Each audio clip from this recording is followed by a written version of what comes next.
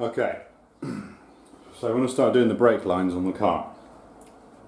So I've never done brake lines myself before, so I'm going to give it a crack. How hard can it be, right?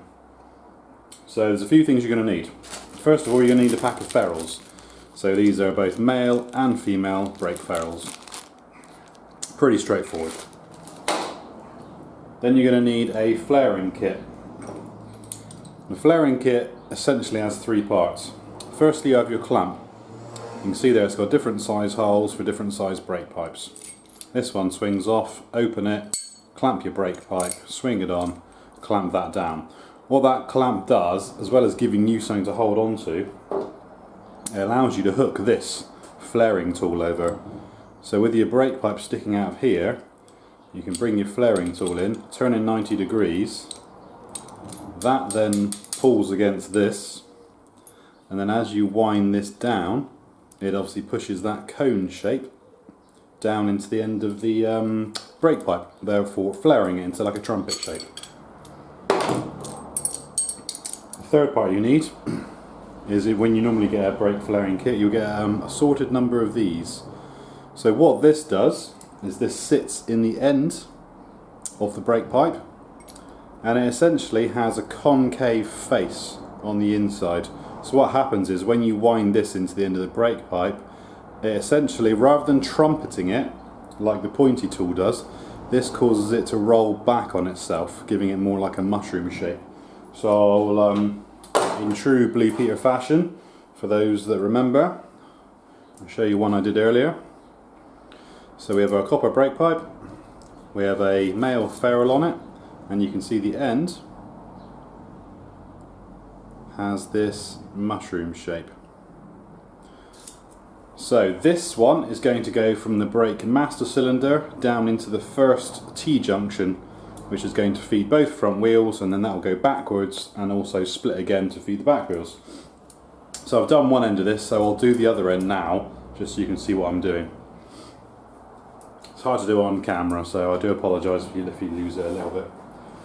So first thing we're going to need, make sure you know which ferrule you need. In this case I know that I need a male one. So you need a good couple inches of straight section on the ends in order to be able to slide your ferrule down, get it out of the way and leave yourself enough on the end. Obviously make sure you have clean cuts on the end of your brake pipe as well. You can get pipe cutters quite cheap where they clip on and they turn around and you tighten them up a little bit more, turn it again, and that will give you a super clean brake. I mean, I have seen people cutting through them with saws and Dremels, etc. Just if you do that, obviously just bear in mind to make sure you have a nice flat edge on it. Make sure there's no swarf on the inside, so give it a clean on the inside, and obviously blow it through to make sure there's no dust, powder, or anything like that. So yeah, so make sure your ferrule, you can slide on a good sort of 3 inches or so down the end. Don't be tempted to put the bend in this first of all and leave yourself a short bit at the end, because all that will happen is you won't be able to get this tool over the end.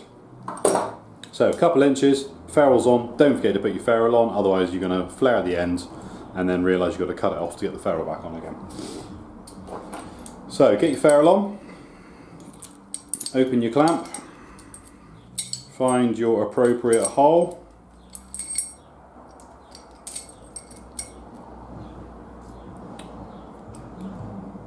pull it up. Now the amount you need sticking out the end for me has largely been trial and error. I find about, what's that going to be?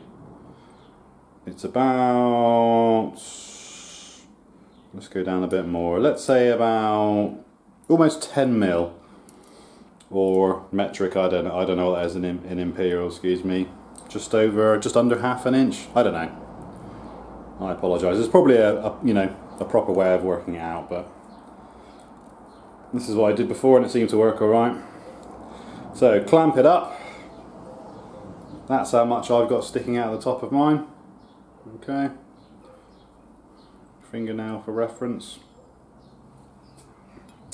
Then we're going to do the mushroom, I don't know what it's called, I call it the mushroom roll. We'll do the mushroom roll first and then we'll use this afterwards just to spread it out a little bit. So first thing, get this over there. Next thing, grab your little tool, drop it into the end of the brake pipe, balance it on there, bring this over the top. The point of this goes down. Oh, I think I've got too much. Okay, so what I've done is I've left too much brake pipe sticking out of the top, and now I can't get the tool over the top. So as I say, I'm an amateur, I'm learning as I go. So we're going to undo this clamp a little bit, slacken it off, pull that brake pipe down a little bit, clamp her up again, nice and tight, don't be shy, and now I've got that much sticking out of the end. Okay, 5mm or so. So again, get your tool on, get your little mushroom header on, get that over the top, lovely, drop the point of that into that tool, hold it all in place as you wind this up to get tension on it. Okay, there is now tension on that, so that will stay quite happily as it is. Make sure it's nice and straight, and then all we're going to do is just crank this down, basically as far as it will go. So twist, twist.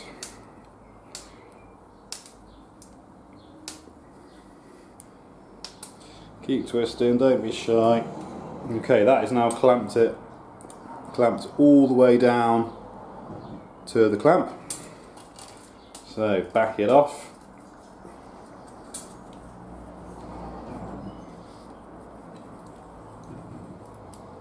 Going to take our little mushroom flare out, and that is the shape we're left with. So now we need to splay that out, we need to widen that out, because obviously it needs to be the same width as the ferrule. So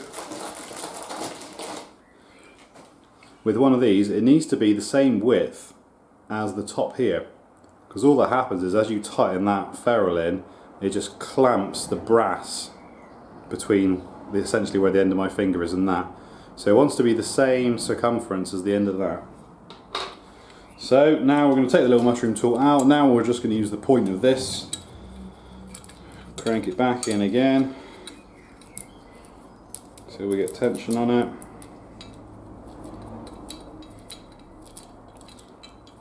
Drop it into the hole, twisty, twisty, twist, and then crank that around a few times just to open the end of that out and make it as wide as we can.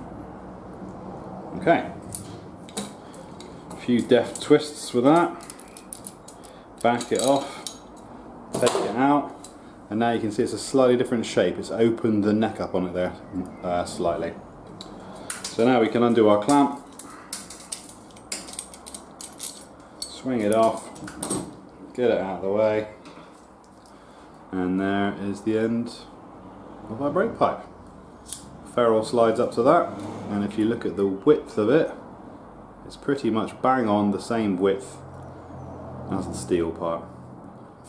Clamp that in, pinches on there nice and tight, stops any fluid leakage. So now I've got both ends done. So this end is going into the master cylinder, and this end is going into the splitter. So essentially now all we need to do is get one end in, which is what I'm going to do, get the end into the master cylinder, and then I'm going to carefully bend this as I go through the engine bay, around the pipework, keeping it out of the way of everything, until I get down to the bottom, and then put the other end in. Now, what you could have done, obviously I've taken a little bit of a guess as to how long this is. So what you could have done is put that end in, not flared that end at all, left it completely open, bent it all around to the perfect shape, then cut it off at the bottom so it's the perfect length, and then put the flare on. The problem of course with that is that you're then trying to do the flare down inside the engine bay because you've already attached one end. There may be other ways of doing it, I don't know, but I don't really fancy trying to do the flare upside down hanging in the engine bay next to the wheel. So I'll take a little bit of a stab at the length. I think it's there or thereabouts. If it is too long, I can always take some of the length out by putting a curve into it. Likewise, if it's too short, I can always straighten it a little bit more. And if it's completely out, then I'll just start again and scrub it.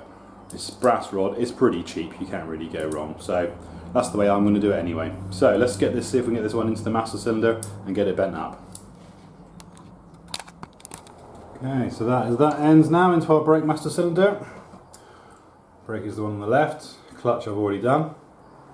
And as you can see, I haven't properly bent any of this around yet because the other end that's going to go into the brake splitter is down there.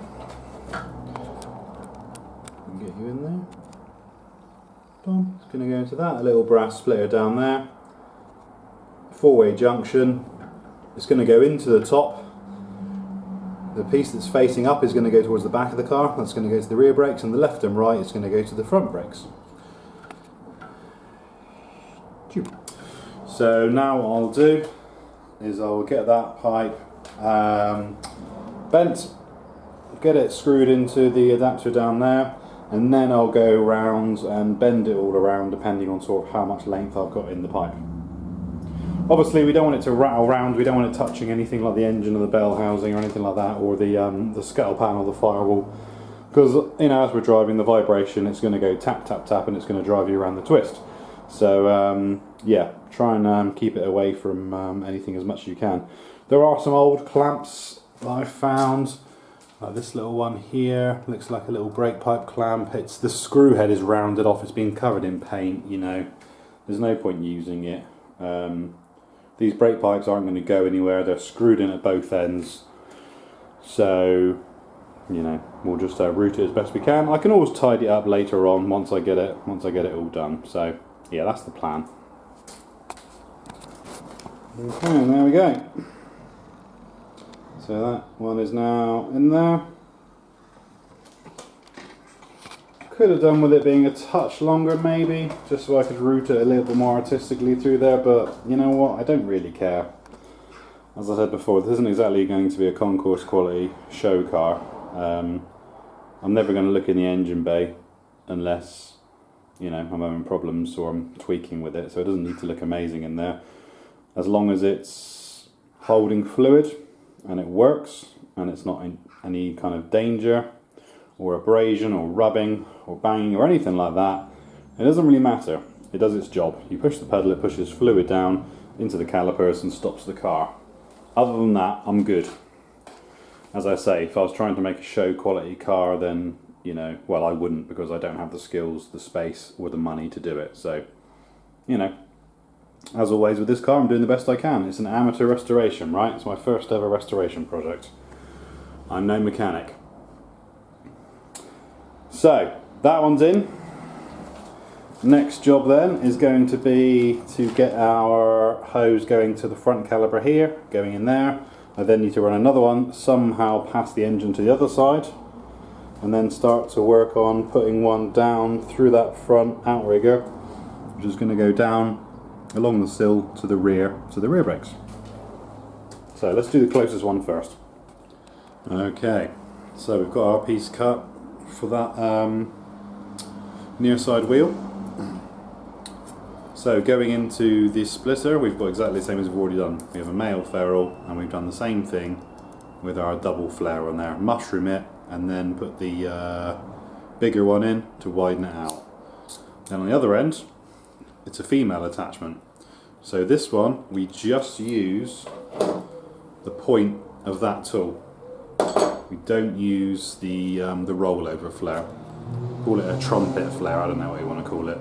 The idea being, that sits, probably can't see it, but it sits right at the bottom of that. So essentially this will be going on to one of these. Obviously it's soft brass, so it's brass, you know what I mean. So as soon as you, copper, that's the one, as soon as you pinch it up, it's going to push those two faces together and hopefully give you an airtight seal and you won't get brake fluid pouring out. But we're not going to find out until we do all of them and fill it full of fluid. But this one looks alright. So let's get this one on, let's get it bent into shape. And there we go, that's that one in. Female to the top of the flexi, and then going down to our splitter.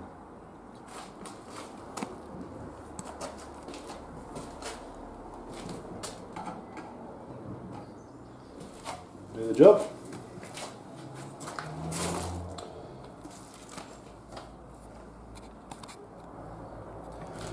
Okay, so that's the front brakes now, all plumbed in. So we got our little splitter block there, comes up to our first hose here, and that second hose goes around under the front of the engine block, across the cross member, through there, and up to our other brake. So that's both fronts in now. Obviously I can't test them to make sure they're watertight because I've got another open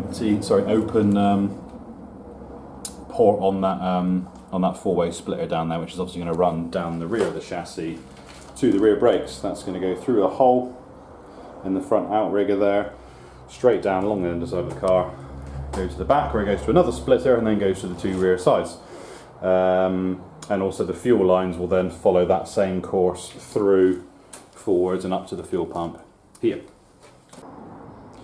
Right, now is all the brake lines done. So we've got our T-piece in there, got both front wheels, and we've got our junction there which runs to the back, follows the chassis, and comes around to a little splitter back there, comes to this wheel, goes across to that wheel. So all our brakes are now done, which is nice. However, I've just come to start bleeding the system and found out that the piston inside the brake master cylinder is stuck. They were stuck when I got them, and I spent, if you've watched any of my previous videos, oops, sorry about the zoom, you'll know that I spent a few days taking them out, polishing out the cylinders inside, cleaning them up, making sure they ran lovely. Clutch one still runs nice, the brake one not so much. You can see here that that little clevis fork that pushes the piston, there's just complete slop in it. There's no resistance whatsoever, which means that the piston inside here is all the way to the back. There's a spring in there that's meant to push it back forwards again, and clearly that spring either isn't up to the job or it's just jammed in the rear position for whatever reason. The problem, of course, with these cylinders is that there's no way to then pull that piston back out again. This just pushes against the piston face. It's not actually attached to it. So you can push it in, but you can never pull it back out. The spring inside is what pushes the piston back out again, which presents me with a problem. It means I either buy a new brake master cylinder and just have done with it, or I take this one apart again and see if I can free it up. I don't think the brakes are never really meant to be pushed all the way to the rear. Because when you think about a brake pedal in your car, you only get about that much travel in it, before the brakes fully lock on. So this piston has been pushed all the way to the back. It would never normally be pushed to the back like that.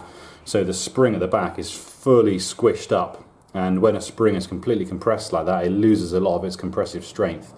I believe, anyway. Again, I don't have a degree in physics, but that's how I believe it to work. So I'm a bit screwed, really. There isn't really much I can do about that. Like I say, other than unbolt this again, take it out, see if I can free that piston forward again. Basically, just by banging this end against the work desk, bang, bang, bang, until the piston drops back down again. And then with the piston in the forward position, put fluid back in it and go very easy on the pedal as I'm bleeding the system. So I'm just using a half a pedal at a time to push all the fluid around the system. And then obviously once it's up to pressure, again, I won't be able to accidentally push that pedal all the way to the back and lock the piston in again. So I don't know, pain in the ass. You get all these things done, you think, great, that's another job done, and then something like that on the final hurdle screws you. So yeah, don't know about that one. Okay, still getting no joy with that wiper motor. It'll work as soon as you put 12 volts across it, but as soon as you plug it back into the car and try and use the actual wiper stalk, it doesn't want to work. So what we've done is we've taken the actual switch block apart. So as you can see, it's pretty corroded there inside. So I've had some contact cleaner on it, and I'm just using a little stone wheel on a Dremel just to really lightly just bring those contacts back up. What I've also done, I'm not sure if you can see it, is see that little silver contact patch under there? This is the cut-off for the intermittent. So what you have this little peg which sits in here, and it goes around, and as on the actual gear that turns, there's a hole in the bottom of it which the point of that peg fits into. So when the wiper motor is going around, that peg is pushing down against that, leaving the connection open, and then as soon as that little hole comes around on the bottom of the gear, that jumps inside the hole, that closes the connection. So this is what gives you, this is what they call a park switch. So basically when you turn your ignition off or turn the wiper off, it'll do one more full rotation until that comes around, and then it closes itself. Also on intermittent, I think it's something to do with that as well. Not too sure, but anyway, that was quite dirty under there. Obviously whenever you've got any kind of electrical connection which is constantly opening and closing, especially very thin brass, you get arcing on the plates and you get a carbon build up between the two, and obviously that stops the connection. So we've taken that out, we've cleaned that up, we're cleaning all these pins back, and the other thing I found is that the negative is in 2 bits. The pin that actually the block goes onto is here, and the rest of it is there. So I'm going to try and solder that back together again. We'll see how that goes. I hasten to add that wasn't broken when I took it apart. That broke as a result of me taking it apart. This plastic block in 2 halves was glued together, so I had to sort of get it in a vice and crack it apart to sort of get inside. It'd be a lot quicker if I just bought one, but I'm thick and stubborn. I like to take things apart and fix them if I can. The negative pin was at the very top there, and I had so much build up on it. As I splayed the 2 halves apart, it just snapped the connection. So we're going to try and solder that one back together, put this back together, and see if we get any joy.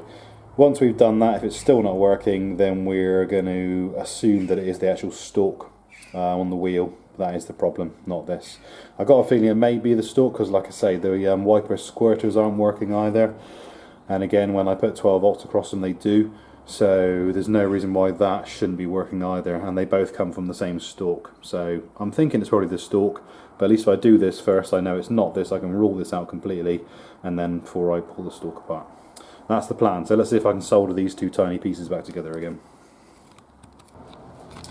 Okay, so the wiper motor is all connected back up again. We haven't got it secured in. I haven't put the actual cable, if you like, in that pulls the wipers, but I just want to hear if the motor is working okay.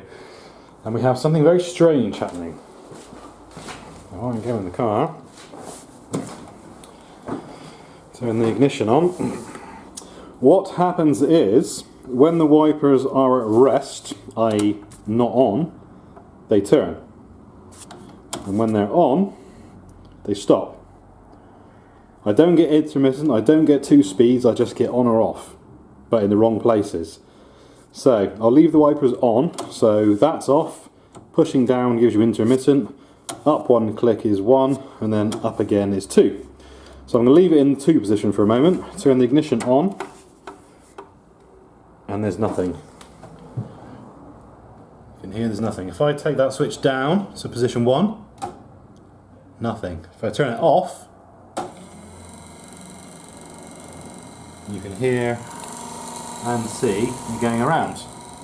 Intermittent, nothing. So that's very strange. Also my squirter still doesn't work. So I'm not sure what to make of that. Now logic would say you've got it wired in wrong, but of course this is wired in on a proper block. I haven't tampered with the wires at all. I've checked the wires on the back, the blue, the red and the yellow, to make sure I've got them in the right order. I have. So I'm not really too sure why that should be on when it's off. Doesn't really make much sense. You know, I'm thinking maybe the actual stalk itself or the switch mechanism down in the back could well be at fault. I can't think of anything else, because there's no other reason why it should be on when it's off, and I don't get 3 positions. Again, if I put a battery straight to the terminals on the wiper motor, I get all 3. I get off, slow and fast. But for some reason when it's wired into the car, I don't.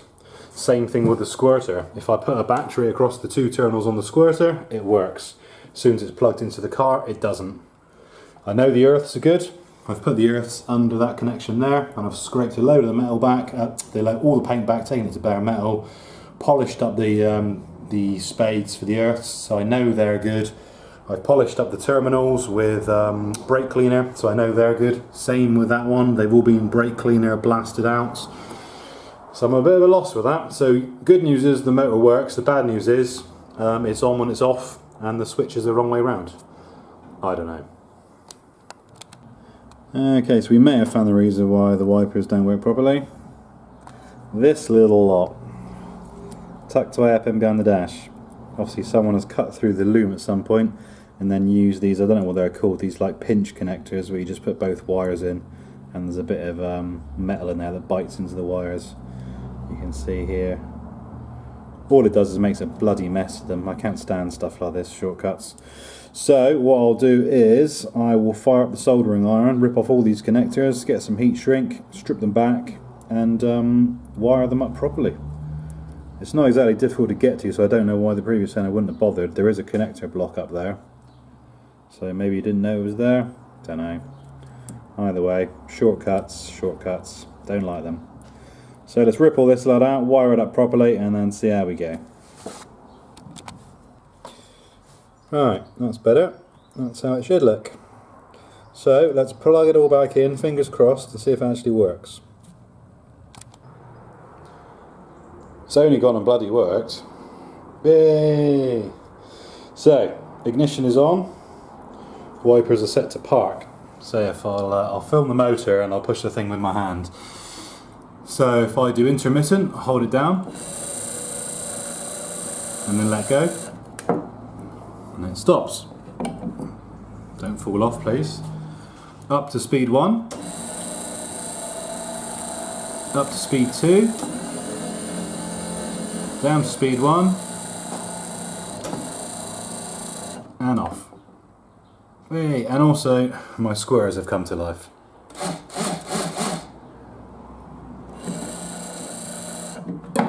So that's a win.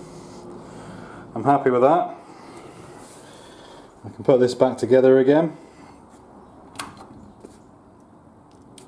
Winning.